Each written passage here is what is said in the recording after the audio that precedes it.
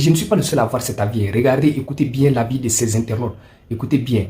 En plus, ce sont des internautes qui ont des milliers d'abonnés sur Facebook et un peu partout. Écoutez bien ce qu'ils disent. Il était là comme s'il n'était pas là. Mais entre-temps aussi, en Carlos Ancelotti, si toi c'est que tu es fatigué, tu peux être beaucoup dans les coupes. Mais si tu es fatigué, il faut aussi dire que tu es fatigué, on va te remplacer. Tu fais jouer les joueurs ou ne jouent jamais. Tu mets tel joueur ici, tu mets l'autre là-bas, la part de l'autre. Tu mixes tout. On est en train de gagner, tu ne changes pas la tactique. Tu gardes les joueurs dehors. Comme Adagoula, il faisait quoi dehors? Adagoula faisait quoi dehors? Hein? Un match comme celui-là, tu as cru, tu les gardes encore dehors. Carlos Ancelotti, avec, il faut laisser les joueurs jouer à leur poste. Comment on peut appeler quelqu'un Tchouaméni? Tchouaméni, c'est un adjectif qualificatif. Tchouaméni, c'est pas un nom. Tu fais jouer Tchouaméni en défense centrale au lieu de Asensio. C'est crime contre l'humanité. Il le met, il le maintient. Alors moi, avec tout le respect que j'ai pour Carlo Ancelotti, pour moi c'est une faute professionnelle les mecs. Pourquoi Tchouaméni? Pourquoi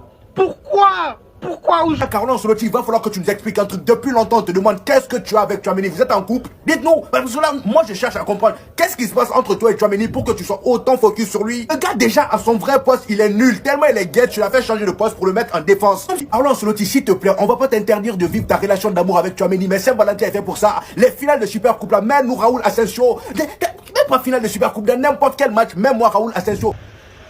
Ancelotti, Tchouaméni, il a ton secret ou bien c'est quoi? Tchouaméni détient ton secret.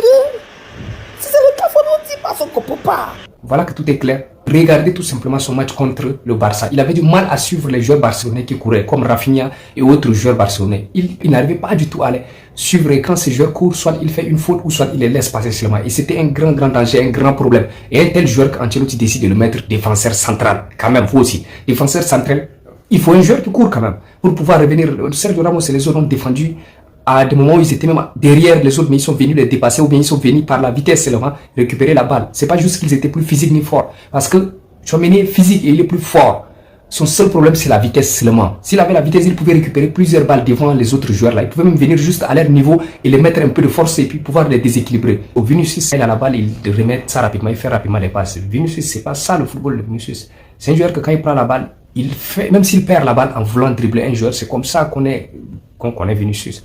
Mais là, il prend la balle, on ne sait même plus ce qu'il veut faire. Mais on ne comprend pas Ancelotti quand il est obsédé avec certains joueurs. Il accorde très peu de temps à Henrik. Déjà, bon, on ne se plaint pas parce que Henrik, il a en certaines façons des occasions, il peut les perdre très facilement. Là, on ne se plaint pas. Mais il accorde très peu de temps à Arda Güler, à Brahim Diaz qui peut remplacer aussi Jules Bellingham. Et là, nous savons que Modric, il est talentueux, il a des talents, il peut aider l'équipe. Mais il est également un peu âgé, il ne peut pas être un joueur physique qui peut courir tout le temps. Donc, Modric doit être un troisième choix. Et ça va aider l'équipe plutôt à conserver des buts, à être efficace quand le Real voudra conserver des buts.